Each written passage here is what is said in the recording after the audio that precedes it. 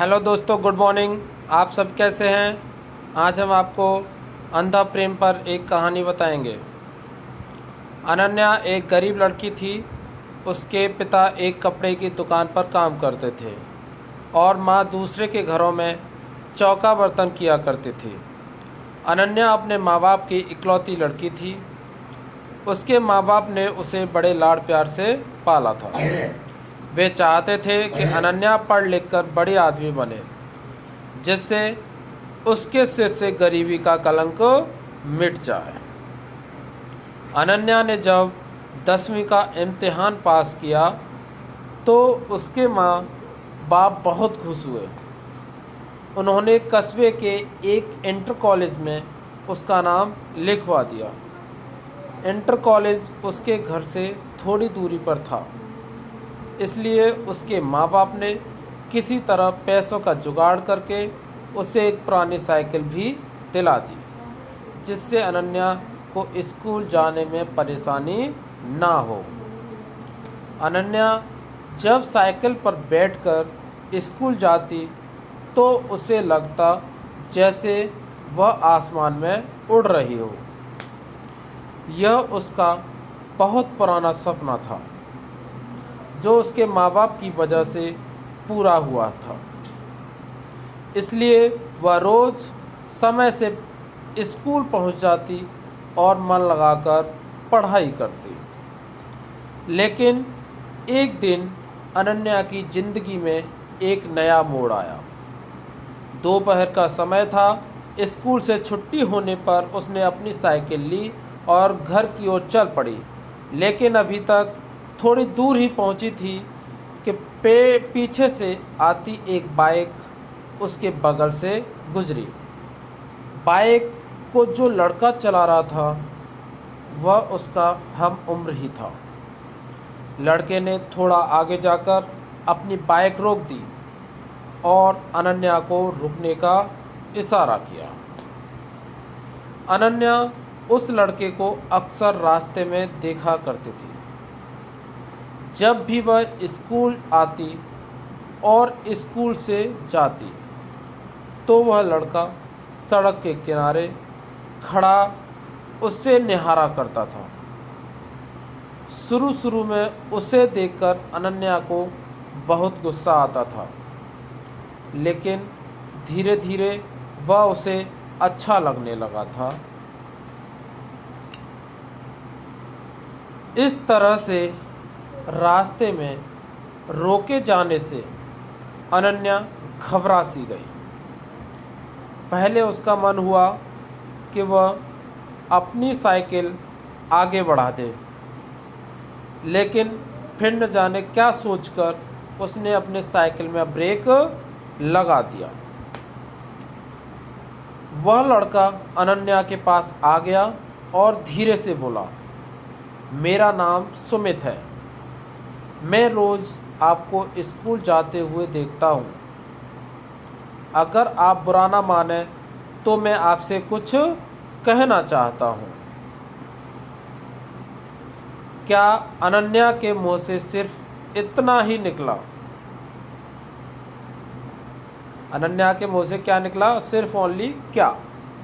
सुमित ने अपनी शर्ट की जेब से एक गुलाब की कली निकालकर उसके हाथ में रख दी और उसकी मुट्ठी बंद करते हुए बोला, मैं तुमसे प्यार करता हूँ। उठते बैठते सोते जागते हर समय बस तुम्हारे बारे में सोचा करता हूँ। मुझे कुछ भी अच्छा नहीं लगता है। ये सुमित कह रहे हैं। सुमित और भी बहुत कुछ कहना चाहता था, पर अनन्या ने उसके होठों पर हाथ रखकर उसे चुप करा दिया। तो आपको मेरा प्यार कबूल है? उस लड़के ने अनन्या की आंखों में आंखें डालकर पूछा। अनन्या शर्मा गई। उसने चुपचाप हाँ में अपनी गर्दन हिलाई। और साइकिल पर बैठकर तेज़ तेज़ पैडल चलाती हुई अपने घर को चली गई। इस तरह अनन्या और सुमित में बातचीत की शुरुआत हो गई। सुमित रोज़ उसके लिए कोई न कोई गिफ्ट लाता और उसके लिए जीने मरने की कसम खाता। उसकी बातें सुनकर अनन्या दीवानी हो जाती और सपनों की दुनिया में खो जाती। एक दिन सुमित ने अनन्या से कहीं घूमने चलने का आग्रह किया। पहले तो अनन्या ने हल्का सा नुकुर किया, मतलब मना किया, लेकिन फिर वह तैयार हो गई। उस दिन अनन्या बहुत खुश थी। वह तय समय पर उस जगह पहुंच गई जहां पर सुमित ने उससे मिलने के लिए कहा था। सुमित ने अनन्या की साइकिल को एक दोस्त की दुकान पर खड़ी कर दी और अनन्या को बाइक पर बिठाकर चल पड़ा। सुमित अनन्या को लेकर नदी के पास पहुंचा। वहां पर उसने अपनी बाइक खड़ी कर दी और दोनों लोग घास पर बैठकर बात करने लगे। सुमित ने अनन्या से एक दो बातें की, फिर वह उसके करीब आ गया और उसके चेहरे से खेलने लगा। धीरे धीरे अनन्या पर एक नशा सा छाता चला गया। शायद वह सुमित के मन की बात समझ नहीं पाई, इसलिए उसने अपने आप को सुमित के हवाले कर दिया। दोनों लोग एक दूसरे के प्यार में खो गए और दो जिस्म एक जान हो गए। अभी वे दोनों लोग ठीक से नॉर्मल भी नहीं हो पाए थे कि तभी न जाने कहां से वहां पर 3 लड़के आ गए। उन्हें देखकर अनन्या हक्का बक्का रह गई और जल्दी जल्दी अपने कपड़े सही करने लगी। यह देखकर एक लड़के ने उसका हाथ पकड़ लिया और अपने पास घसीटता हुआ बोला, इतनी भी क्या जल्दी है रानी, हम भी तो तुम्हारे दीवाने हैं, थोड़ा हमारा भी तो मनोरंजन कर दो। अनन्या ने कातर दृष्टि से सुमित की ओर देखा, पर वह अनन्या की मदद करने के बजाय हंस रहा था। यह देखकर अनन्या का हृदय चीत्कार कर उठा। यानी कि यह सब सुमित की एक सोची समझी चाल थी।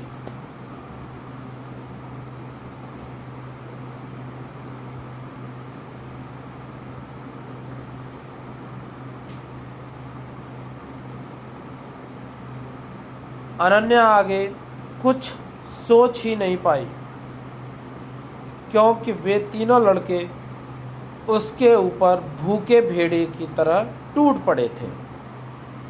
अनन्या मदद के लिए चिल्लाती रही और वे उसे नोचते घसोड़ते रहे। कुछ ही पलों में अनन्या की सहन शक्ति ने जवाब दे दिया और वह बेहोश हो गई।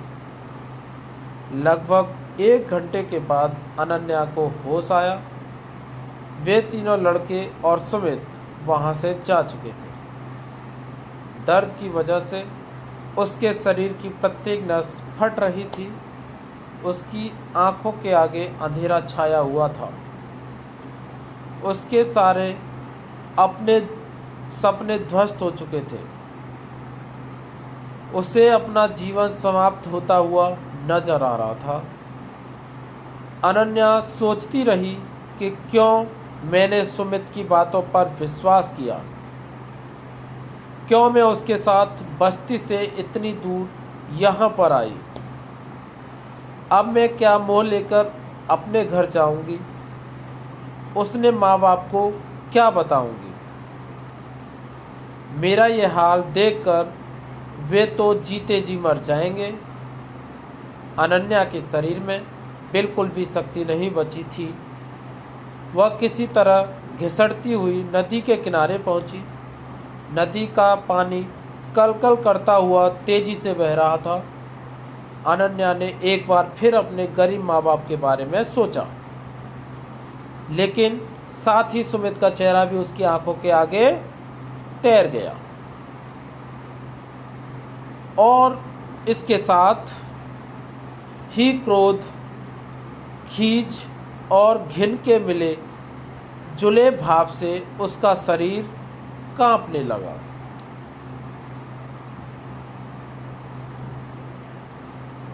अनन्या ने अपने दांतों को किटकिटाया, अपने शरीर की बची खुशी ताकत इकट्ठा की और धीरे से खड़ी हुई।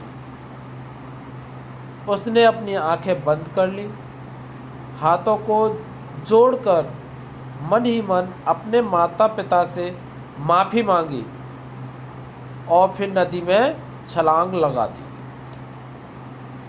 अगले ही पल अनन्या नदी में डूबने उतराने लगी, लेकिन अब न तो किसी को अपनी जान बचाने के लिए पुकार रही थी और न ही बचने के लिए संघर्ष कर रही थी। उसका मन अब भी अपने बेवफा प्रेमी के बारे में सोच रहा था। वह सोच रही थी कि क्यों मैंने उसकी बातों पर इतना एतबार कर लिया, क्यों मैंने उससे अंधा प्यार किया, क्यों मैं उसकी नीयत को समझ नहीं पाई। अगर मैं ऐसा कर पाती तो शायद। और फिर वह नदी की गहराई में डूबती चली गई।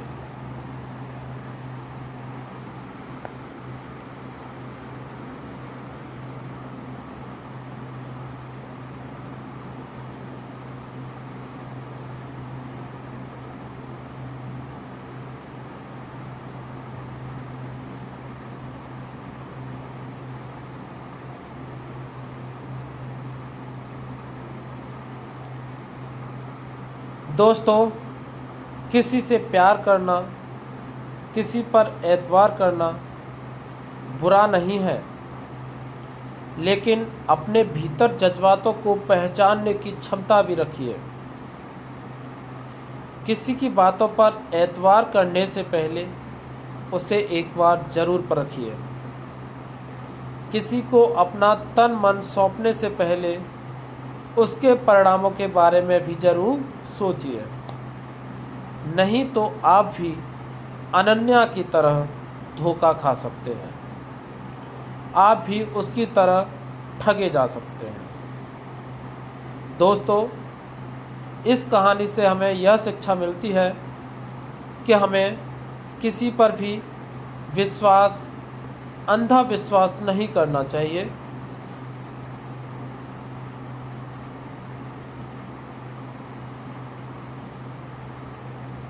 दोस्तों, आपको यह कहानी कैसी लगी हमें ज़रूर बताएं और इसे शेयर करके अपने दोस्तों तक भी पहुंचाएं। हो सकता है कि इसके एक प्रयास से किसी का जीवन संवर जाए। और हाँ दोस्तों, यदि आपको हमारी ये कहानी पसंद आई हो तो हमारे इस वीडियो को लाइक करें और अधिक से अधिक दोस्तों के पास ग्रुप में आप शेयर करें और सब्सक्राइब भी करें।